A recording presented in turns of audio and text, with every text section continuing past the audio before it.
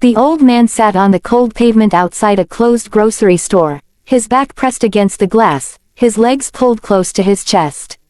His clothes were clean but worn thin, the kind that had once belonged to a better life. Hunger had hollowed his face, carving deep lines around his mouth and eyes.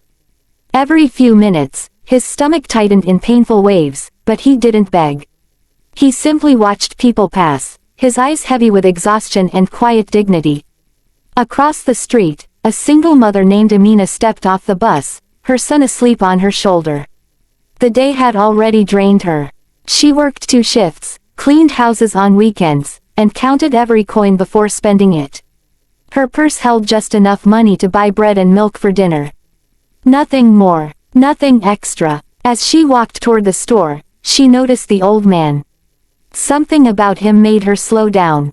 Maybe it was the way he kept glancing at the food advertisements on the glass. Maybe it was the way he swallowed hard, as if trying to push down hunger itself. Or maybe it was the memory of her own father, gone too soon, who had once told her that kindness mattered most when it cost you something. She hesitated. Her mind argued with her heart.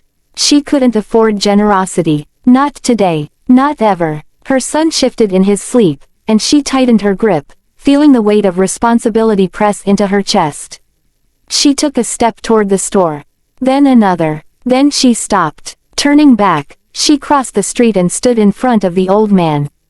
He looked up, startled, clearly not expecting anyone to notice him. "Have you eaten today?" she asked softly. The old man shook his head, embarrassed. "It's all right, daughter," he said.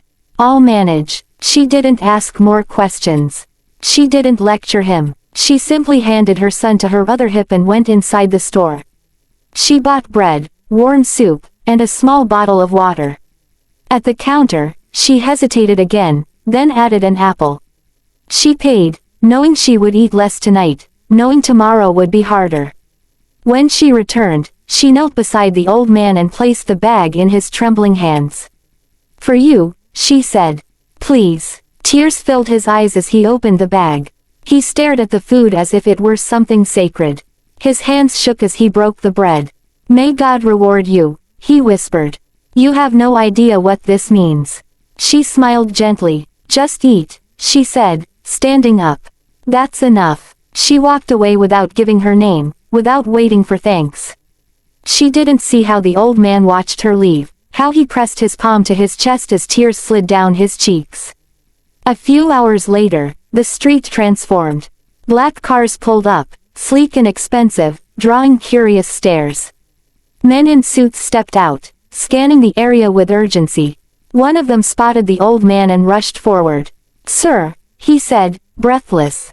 "We've been looking everywhere for you." The old man looked confused, still holding the empty soup container. Moments later, another car door opened, and a tall man stepped out. His presence changed the air. People recognized him instantly. He was a powerful CEO, known for his success, his wealth, his influence. Cameras appeared. Phones were raised. The CEO froze when he saw the old man. "Father," he said, his voice breaking. The crowd fell silent. He rushed forward and knelt on the pavement, not caring about his suit, not caring who was watching.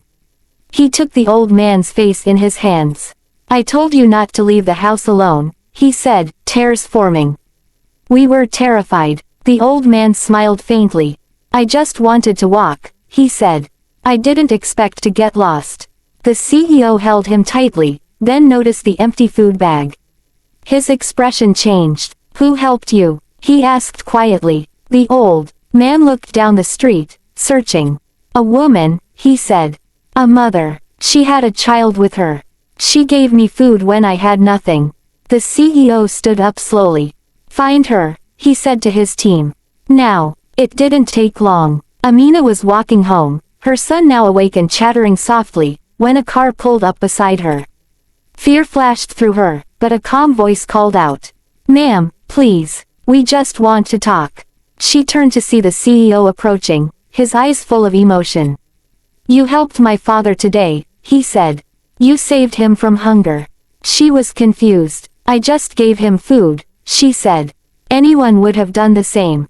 He shook his head. No, he said. Most people didn't. He asked her name. He asked about her life.